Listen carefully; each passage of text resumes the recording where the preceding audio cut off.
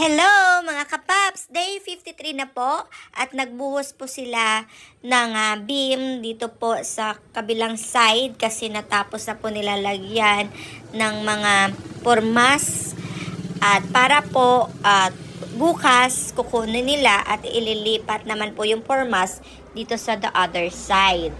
At yan nga guys, mano-mano po ito nilang minix. At dito po ito sa kabilang side. Nilalagyan na po nila ng pormas. Ito po ay sa left side, facing sa harap. At ito po ay may 1.5 tayo na terrace dyan sa gilid. At sa harapan, may terrace din po dyan. Half lang po sa harapan. Day 54 po mga kapaps. Yan po, nagtatanggal na po sila ng pormas at ililipat po dito sa kabila para po bukas ay magbubuhos po sila dito na side. Day 55 po mga kapaps at ito po yung mga babies natin naglalaro dito sa likod. Yan, while ako po ay tumitingin, ito nagbubuhos na sila guys.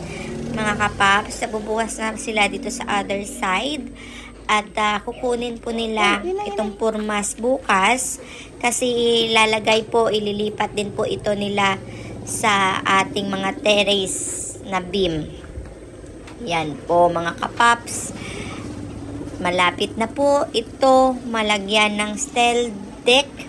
May nabili po tayo noong Sunday na deliver po sa atin. At ito po ay naghahalaga ng 61,000 plus pesos. Yan mga kapaps, nasa 64 pieces po, iba-ibang size na sukat ng ating mga steel deck. Day 56 na po mga kapaps at dito po ako sa harapan ngayon, nakatingin. At nalagyan na po nila ng steel deck yung ibang part dito sa kapilang side. At ito po mga kapaps ay naprepare na po sila dito sa kabilang side kasi doon sa kabila po nagbubuhos na po sila at saka ito yung sa harap, yan yung barracks at sila po ay continue na nagbubuhos sa ibang part na hindi pa po nabuhusan na beam.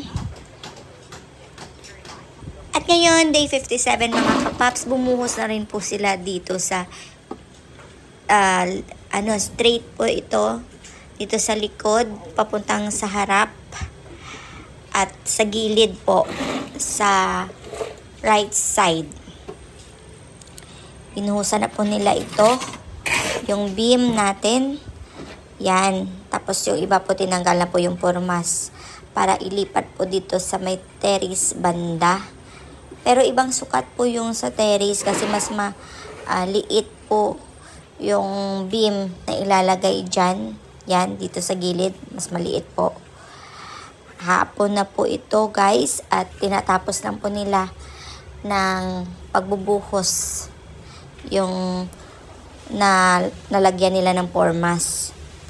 At saka ito po ay kanilang tinatapos ngayon. At ito na nga po mga kapaps yung may nilagyan nila ng steel deck. Dito po, ito po ay living area natin sa ilalim. At yun po ay yan po ay ating terrace sa labas ng door. Then ito po ay ating hagdan at dun sa dulo ay CR. Yan, paakyat yan sa second floor. At ito po yung ating bedroom 1. Yan guys, bedroom 1 po yan. At ito po yung ating kitchen area. Then dito po sa gitna ay yung dining area. Ito po yung kabubuan ng ating first floor. At yan nga guys, tinatanggal na po nila yung mga pormas dito sa likod.